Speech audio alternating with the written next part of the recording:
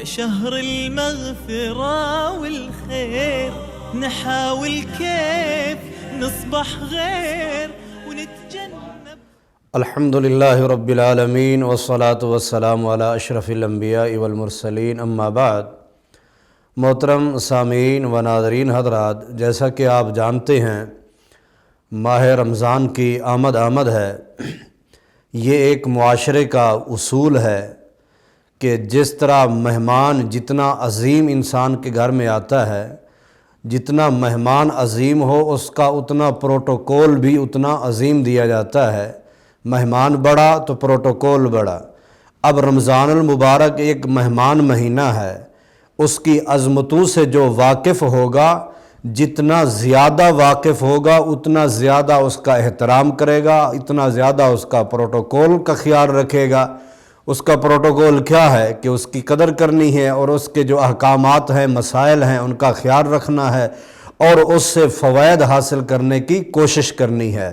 تو اس لیے رمضان کا استقبال اس انداز سے خود بھی کریں اور بچوں کو بھی کرائیں کہ وہ استقبال بچوں کے ذہنوں میں ایسا بیٹھے کہ رمضان المبارک کی کوئی خیر انسان سے چھوٹنے نہ پائے، سب خیر حاصل کرنی چاہیے، کیونکہ نبی علیہ السلام کا ارشاد گرامی ہے، من قام رمضان ایمانا واحتسابا غفر له ما تقدم من ذنبه۔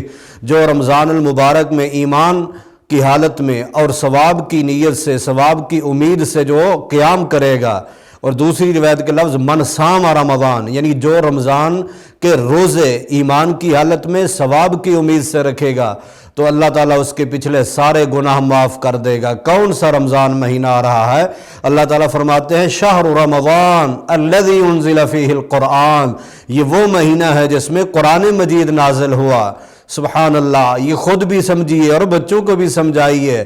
کون سا مہمان آ رہا ہے اس کا تعارف تو کروائیں بچوں کو کہ ہم کس کا استقبال کرنے والے ہیں۔ اپنے فیملی کو بتائیں، اپنے گھر کے ممبران کو بتائیں کہ ہم کس کا استقبال کرنے لگے ہیں۔ اس کے استقبال کے لیے کوئی محفل منعقد کرنے کی ضرورت نہیں، ہاں ایک خوشی کا اظہار ہے، گھر کے اندر اس کے آمد سے پہلے اس کے تذکرے ہونے چاہیے، اس کی برکات کا ذکر ہونا چاہیے، جس طرح نبی علیہ السلام صحابہ کرام سے مخاطب ہوا کرتے اور فرمایا کرتے تھے آتاکم شہر رمضان شہر برکہ، تمہارے پاس برکت والا مہینہ آ رہا ہے، وہ رمضان کا مہینہ آ رہا ہے۔ یہ کون سا رمضان کا مہینہ جانتے ہو؟ ہاں، جس میں قرآن مجید نازل ہوا۔ کون سے رمضان کے استقبال کر رہے ہو؟ جس کے اندر ایک ایسی رات ہے جو کہ 83 سالہ زندگی کی عبادتوں سے بھی زیادہ ثواب رکھتی ہے، جس میں آپ کھانا کھائیں، افطاری کریں، تب بھی اجر ثواب، جس میں آسمان سے فرشتے اترے۔ اللہ اکبر۔ نبی علیہ السلام فرماتے ہیں اذا دخل رمضان، جب رمضان المبارک آتا ہے تو پھر کیا ہوتا ہے؟ فتحت ابواب السماء، آسمان کے دروازے کھول دیے جاتے ہیں۔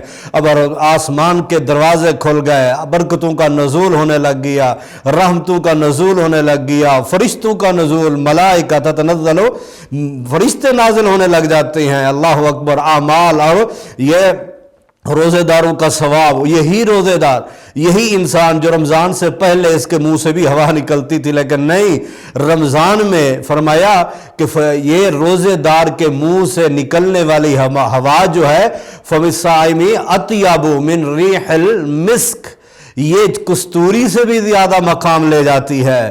اللہ اکبر کبیرہ۔ افطاری کے وقت اللہ تعالیٰ بھی خوش ہوتے ہیں، اور یہ یعنی افطاری ہو، سحری کھاؤ تو برکت، افطاری کرو تو برکت، حتیٰ کہ فرمایا کوئی قرآن کا ایک حرف بھی پڑھ لو الی 700 ضعف، اس کا 10 گنا سے لے کر 700 تک اس کی نیکی چلی جاتی ہے۔ کس رمضان کا استقبال؟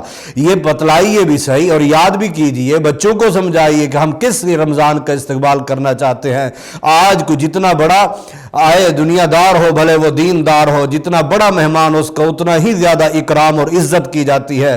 تو رمضان المبارک یہ ایک ماہ غفران ہے، آپ جانتے ہیں ماہ غفران یعنی گناہوں کی معافی کا مہینہ ہے، اور جانتے ہیں رمضان کا معنی کیا ہے؟ رمضان کا معنی بھی یہی ہے، گناہوں کو جلانے والا۔ تو اس لیے اس کے اندر خوشی کا اظہار کرنا چاہیے، کیونکہ نبی علیہ الصلوۃ والسلام خود خوش ہو کر صحابہ کو بتلایا کرتے کہ رمضان المبارک آ گیا ہے، جب رمضان داخل ہوگا تو آسمان کے دروازے کھل جائیں گے، جنت کے دروازے کھل جائیں گے، جہنم کے دروازے بند ہو جائیں گے، اور اس کے اندر کثرت قرآن کی تلاوت کی جائے۔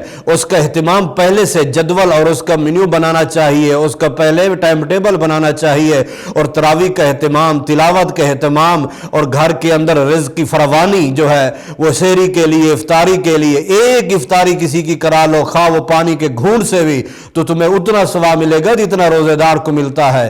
اس لیے افطاریوں کا اہتمام اور سحریوں کا اہتمام، اور اسی کے اندر خود بھی روزے، بچوں کو بھی روزے، قرآن کی تلاوت، یہ ساری چیزیں سامنے رکھ کے اس کے استقبال کے لیے اور اس کو اپنے آپ کو تیار کرنے کے لیے دیکھیں، اور اللہ کا شکریہ بھی ساتھ ساتھ ہونا چاہیے کہ اللہ تو نے ہمیں پھر موقع دے دیا، ورنہ آپ پچھلے سالوں میں دیکھ لیں کرونا کے دوران کیسے کیسے حالات گزرے، کوئی روزے رکھ پائے، کوئی تلاوتیں کر پائے، کوئی تراویح ہوئی نہیں ہوئی، کہیں مساجد بند کہیں کھلی، تو وہاں ڈر اور خوف۔ اس لیے اللہ تو نے پھر امن کے اندر ہمیں رمضان دوبارہ دے دیا، تو اس لیے اس کا استقبال بھی کیجئے، دل سے دعا بھی کیجئے کہ اللہ اس کی قدر کی توفیق دے اور اس کی برکات سمیٹنے کی بھی توفیق دے۔